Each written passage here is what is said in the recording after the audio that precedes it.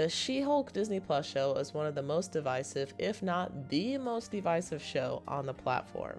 From the story down to the clothing, people had a lot to say about it. Today we're going to talk about some of the moments that made the internet catch fire and decide whether or not Marvel Hulk smashed it. Oh, and spoiler alert. Is the defense ready? Yes, Your Honor. Is the prosecution ready?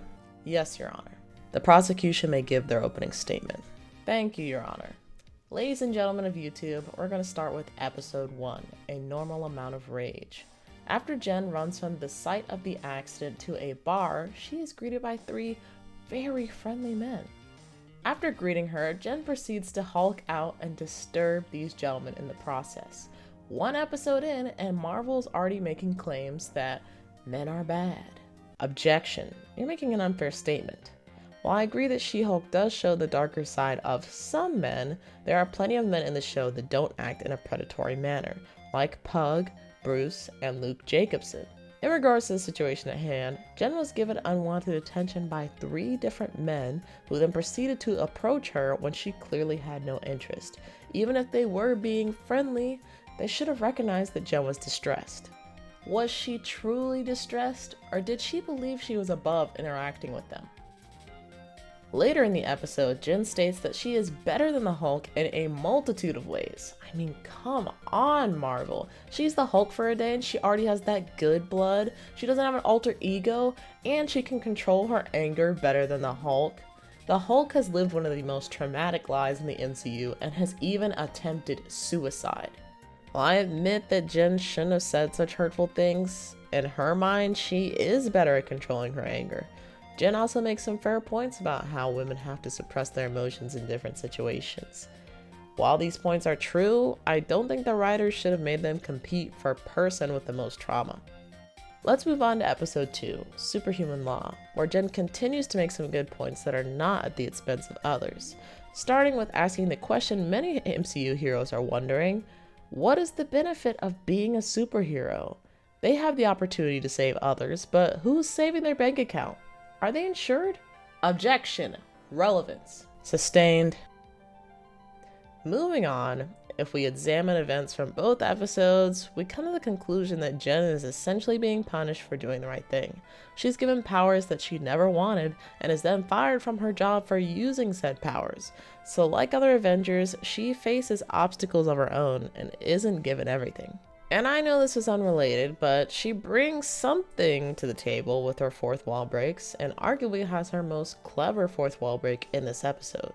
That fight was so many years ago, I'm a completely different person now, literally. I am so glad you brought that scene to the court's attention. In the next episode, within the first 10 minutes, Jen says, I know you can't wait to see Wong, I get it. I just want to make sure that you don't think this is one of those cameo every week type of shows. It's not.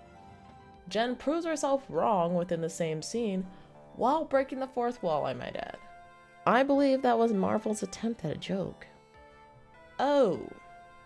The writers hit their stride in the next joke, however, by pointing a mirror to the audience, specifically the man babies on Twitter, and pretty much predict what they are going to say on social media.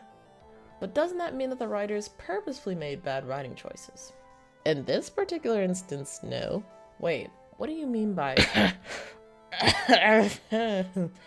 Speaking of making bad writing choices, making Dennis a purposefully unlikable character the focal point of this episode while dating an equally unlikable elf pretending to be Megan Thee Stallion made this episode a slog to get through.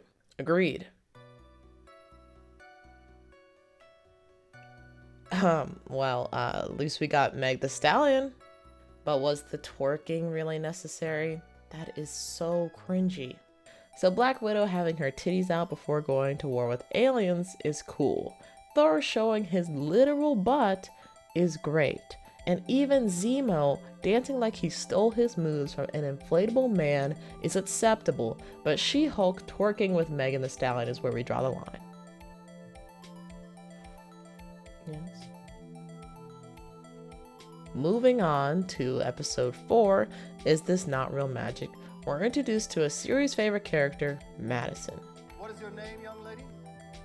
Madison with 2 ends, one Y, but it's not where you think. Don't forget that Marvel brings in Wong to give the show Twitter armor for a week, Wongers.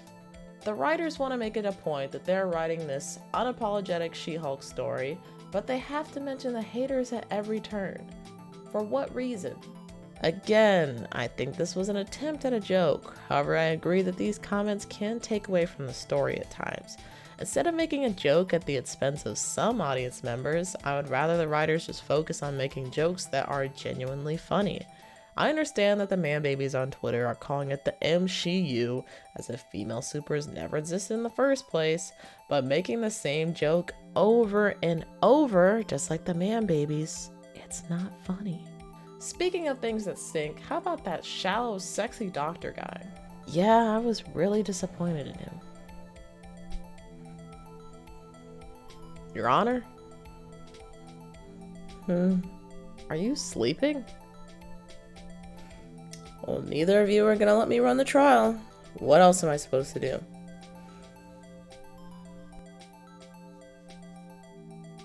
Let's take a look at episode 5 now. Mean Green and Straight poured into these jeans. This episode really tore down Jen with admittedly some of the best insults in the series. Nice suit, Shrek. And she was humiliated in front of the entire court, which was sad for Jen, but it also humbled her in this story, along with her Tinder escapades. In the next episode, Just Jen, we're introduced to Mr. Immortal, who uses his powers to escape committing to relationships. I feel like this character actually strikes the happy medium between making fun of guys that can't commit while not directly pointing at the audience. We also get a wedding fight, and Titania's insults come to bite her. Don't forget that we also get to see the lab where they make the needle to pierce Jen's skin for the first and last time. Yeah, they did make the lab feel needlessly important, but guess what wasn't needlessly important? Emil Blonsky and his 7 lovers/pen pals. Turns out they did give him the money that he needed to buy a property to turn it into a retreat. And this actually turned out to be a really great episode where Jen got to build on her relationship with Emil Blonsky as well as Emil's pupils. And the fun train keeps rolling with episode 8, Ribbit and Rip It. This episode is a fan favorite featuring Daredevil, aka Matt Murdock, and I kinda hate that She-Hulk doesn't have any other episodes that feel this good, because it makes me wonder whether or not the writers are capable of doing the same thing for Just Jen, no pun intended. Regardless, this was an excellent episode that showed just how good the show can be if the writers actually write a legal comedy for superheroes.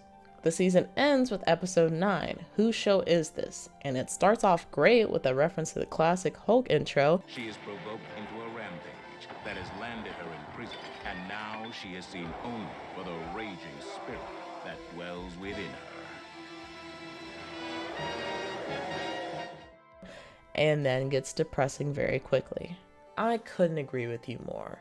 We get the reveal of the members of the intelligentsia to be just a bunch of guys that hate She-Hulk and possibly just women in general, and then the Abomination walks in, and then Jen, and then the Hulk, and then Titania, and then Todd becomes a Hulk. In response to all the events, Jen breaks Disney Plus and goes to talk to the writer's room and RoboKev. And this is exactly where the biggest issues of the series stem from. Jen goes to talk to RoboKevin and explains that her show has been putting her through the ringer and that they're trying to put her into this generic Marvel formula. So not only did the writers know that they were putting She-Hulk into this formula, this was their chance to do something different. She-Hulk didn't have to be about the big bad at the end of the series. It could have been closer to an episodic anthology where each episode had its own problems. We see glimpses of this in episode 5, 7, and 8, but those issues can only be so important when compared to the overlooming plot. And then there's Scar's hair. We're ready for your verdict, Your Honor. Oh, so I can speak now. I'm declaring this a mistrial. What? This isn't how a court case works. You presented no evidence, have no witnesses, and all of this is based off of opinion. You're better off asking the comment section what they think about She-Hulk. Well, okay then. Please let us know what you thought down in the comments down below. Whether you did or didn't like She-Hulk, I'd love to hear your reasoning for it. And don't forget to hit the like button and subscribe if you enjoyed this momentary lapse in sanity. Alright, everybody have a good one. See ya!